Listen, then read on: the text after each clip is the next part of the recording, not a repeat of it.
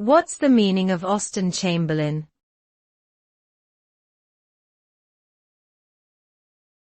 Austen Chamberlain.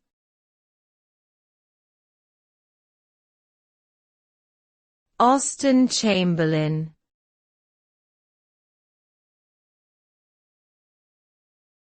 Austen Chamberlain.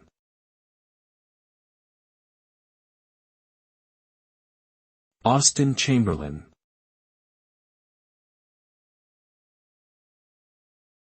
Austen Chamberlain was a British politician and statesman who lived from 1863 to 1937.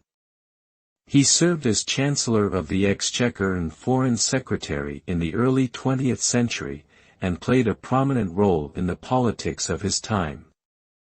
Chamberlain was known for his advocacy of internationalism and his efforts to promote peace and understanding among nations.